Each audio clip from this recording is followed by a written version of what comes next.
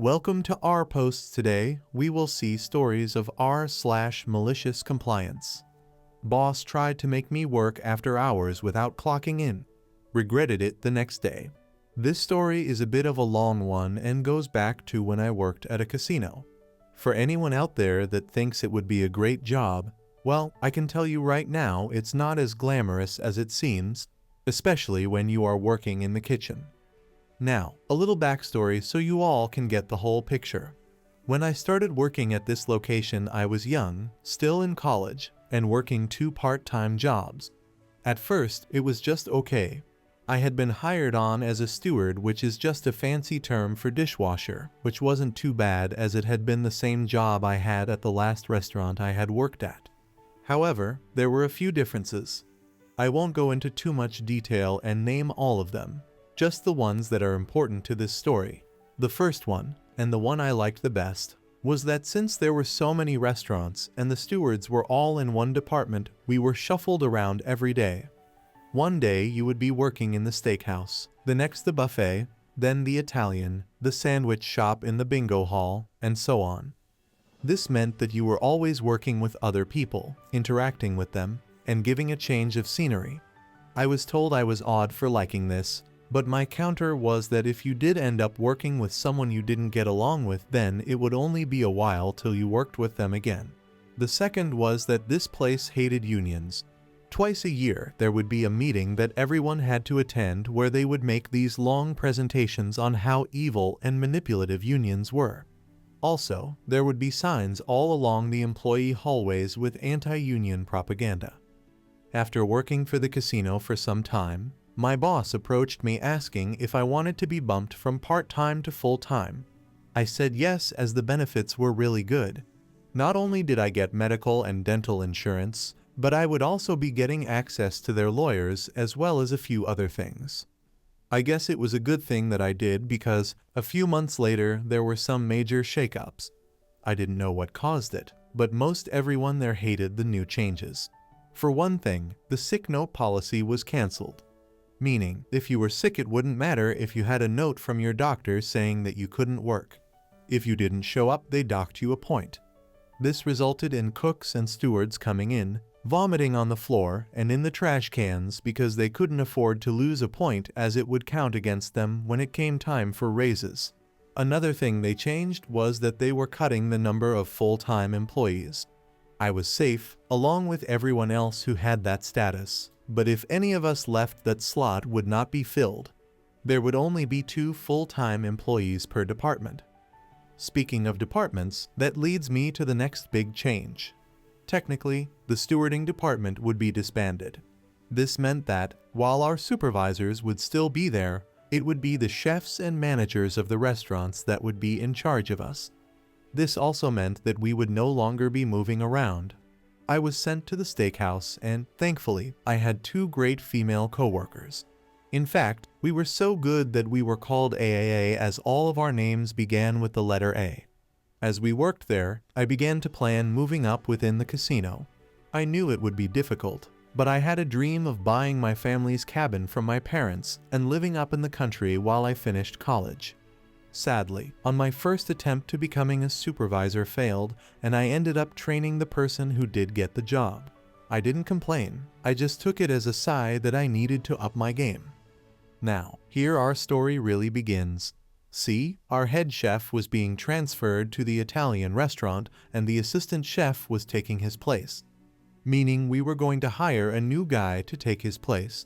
Let's call the new guy Kevin. When Kevin first came in, he seemed okay. Not great or awful. He was just there, and we had no real reason to talk most days, as we were usually pretty busy.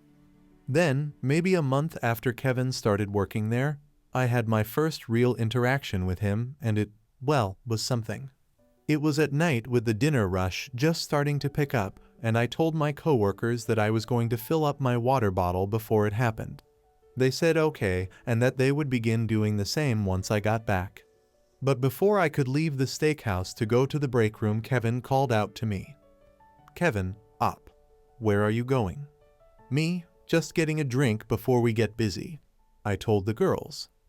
"Kevin, Then why aren't you using the waitstaff drink fountain? Me blinking and confused. We were told when we started that staff are only supposed to get drinks from the break room. Kevin, don't give me that. I see the waitstaff getting drinks there all the time. You are just going there to waste time. I'm going to have to write you up for this. Me, wasting time. The break room is just down the hall. In the time we've spent having this conversation, I could have gone down there, filled my bottle with ice, gotten my drink, and gotten back here. Kevin then opened his mouth, but before he could say anything, the head chef caught sight of us standing there and came over to see what was going on. Before I could open my mouth, Kevin spoke up, explaining the whole thing with a superior look on his face. That, however, faded when the chef spoke. Chef, Kevin, Op is right. Employees are only supposed to use the drink fountains in the break room. ****, I'm going to have to talk to the waitress supervisor about this. Op, go get your drink. I need to talk to Kevin in private. So I did. After that, I was pretty much confused by what just happened. At first, I was willing to give Kevin the benefit of the doubt, believing that he honestly didn't know about that rule. That maybe chefs and supervisors were allowed to use the waitstaff station, assuming that it applied to everyone. However, when I brought this up to my coworkers, they said similar things happened with them. That he had pulled them over for a minor infraction of the rules, and when they just said they were sorry, he let them off with a warning. So they suggested that he was just marking his territory and would have gone easier on me if I hadn't questioned his authority. It was after that, however, that I began to notice things. Firstly, the waitstaff was no longer talking with Kevin, as they were pissed off at him for getting the crackdowns at their station. It was during this time that I began to realize just how often he hung out with them. He was also always calling over my coworkers, asking them to help him with a job like peeling potatoes for hours, leaving me alone. What's more, whenever I stopped to speak with one of my supervisors, who happened to be a young woman, he would yell at me to get back to work. Slowly, I began to suspect that he had other intentions. These suspicions were later confirmed during that summer. For those of you who have never been in a professional kitchen, it can get hot. And in the summer, it can get really hot and the odors can sometimes overpower you. On this day, I was working at one of our massive sinks, scrapping off the remains of perch and giving the pans a deep clean when Kevin called me to the office. Now this was odd, as I had only ever been called to the office to get my 10-cent raises while getting a performance evaluation, and neither of those were to happen until January. Curious, I followed him to the small room where he gestured me to enter first. I did, finding a woman I had never met before sitting at one of the desks there. When I entered, she looked up from her work to give me a curious look that said, "Hello, can I help you?" You know the look. Then Kevin spoke as he shut the door, walking in backwards as he did. Kevin, "Op, you stink." Woman, "Excuse me." At this, Kevin jumped before turning around. The woman was looking at him with rage while Kevin looked lost. It didn't take me long to realize that he didn't know she was in there. Kevin, "Sorry, I misspoke. I meant he smelled bad. We're getting complaints about his beau." Now, like I said, the room was small. So small that I felt cramped being in there with two other people. With the way we were positioned, I was pretty close to the woman, who was growing more annoyed. Woman, "I don't smell anything. Sir, would you mind if I get a little closer?" I said it wouldn't be a problem and allowed her to get close enough to sniff me. She did it maybe 2 or 3 times before pulling away. Woman, "I don't smell anything." That's when I spoke up. Op, look, if someone said I smell, then I'm sorry. But I'm working over greasy sinks full of chemicals to clean off pans with fried perch on them in a room that feels like 100 degrees. And on top of that, the aprons we are given are not the best. To emphasize my point, I gestured to my shift, which was wet and full of bits and pieces of fish. Woman, "I see. I'm going to have to take a look at those and see if any need replacing." Op, "How about you cool down for a bit in the break room?" Kevin, "You stay. We need to have a talk." After that, 3 things happened. The first was that the stewards got new aprons, which made all of us happy as they hadn't been replaced in years. Second, from then on, if Kevin wanted to talk to me about an issue, another staff member had to be there as a witness. And if there wasn't one, I was to find that woman who I learned was the steakhouse manager. Third, all bets were off between me and Kevin. While he couldn't pull me to the side like that, he did start yelling at me whenever he could in public.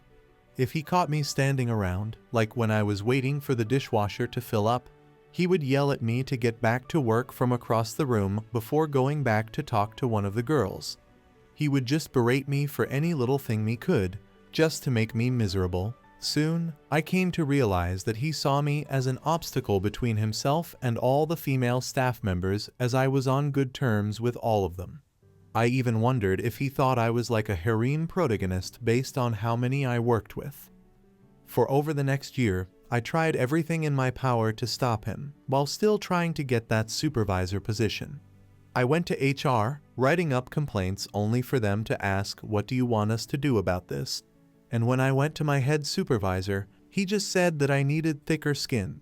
It seemed like every day it just got worse. On top of that, my identity was stolen twice, the first targeting my bank account while the second one was my tax return. With the bank refusing to help and the legal department of the casino dragging their feet to help me, I was in the red for a long time, making my situation all the worse. There would be days when I would have to collect cans in the break room for gas and had to give away one of my cats. And with Kevin adding to my stress, there were days when I honestly thought about ending my life. Thankfully, there were good people still around. A bunch of my coworkers knitted together to give me small packs of food, and some of the line cooks helped sneak out some meats that they were about to throw away. Then came the big night. It had been a concert night on one of the coldest nights of the year. So cold that several keys had snapped in the door locks because they had frozen shut. I had managed to get to my car and turn it on, leaving it running for a couple of minutes as I headed back to the locker room in order to enjoy my only comfort left, a book. The plan was to just read a couple of pages and then I would be out of there.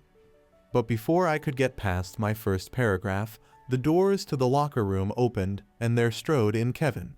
He looked around for a moment before his eyes fell on me and a wicked smile appeared on his face.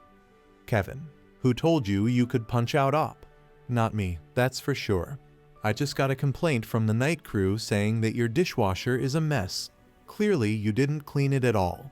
Now you go back there and clean it right now. And I'd better not see you punching in or else you'll be fired." With that, he strode out of the room laughing. For a moment, I just sat there in utter confusion, wondering if he could do that.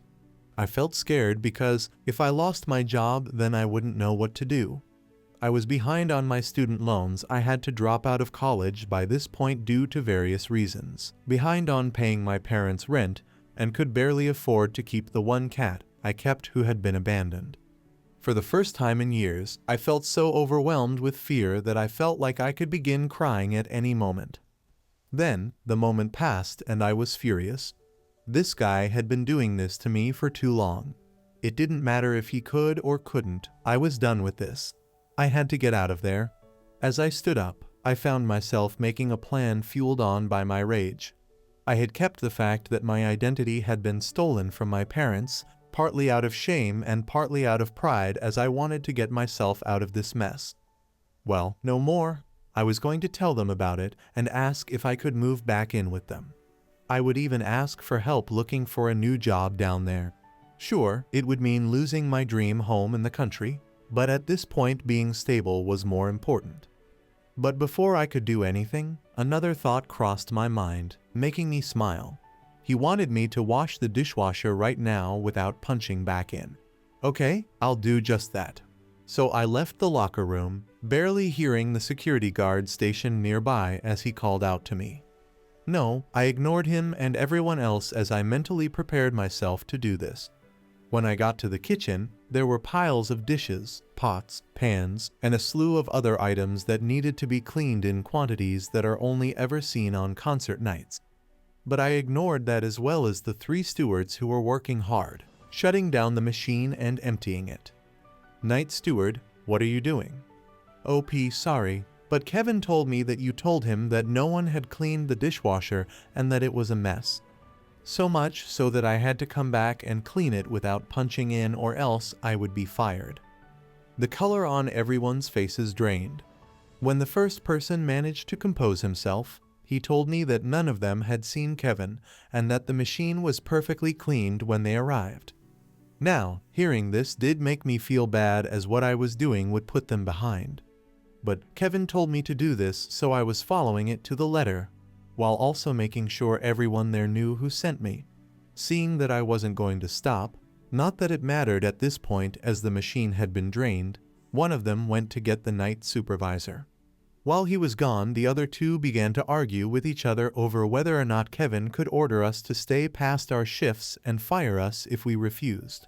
It didn't help that the casino had this nasty habit of offering employees a room to stay in when the roads were snowed over, only to them make them work all night as they were on call. When the night supervisor came, she asked me what was going on. I repeated my story while cleaning the machine. She said that Kevin had not spoken to her and was gone before stating that he doesn't have the power to fire me. I just told her that I really couldn't take the chance. Then I asked her how to put in my 2-week notice. That confused her even more, asking why I was doing this if I was just planning on leaving anyways. I told her that I would need time to make arrangements for my future, and that getting one last paycheck was important. So, I wrote up my 2-week notice, even mentioning why I was leaving, before hitting the road. When I got home, it was 3 a.m., and with all the rage now out of my system, I just crashed onto my bed with my uniform still on. The next morning, I was awoken to the sound of my phone ringing. It was the casino. The head stewarding supervisor was asking if I could come in and talk about last night. At first, I told him no, that I couldn't come in early just to come back home. However, he said it was important. Curious, I told him I would be there in an hour or two. When I arrived, I was taken back to the steakhouse office to find it crammed with people. The night supervisor was still there, the night security officer was there, my supervisors were there, several head chefs were there, and the steakhouse manager was there, looking like her face would erupt into flames at any moment as she stared at the one figure who was sitting.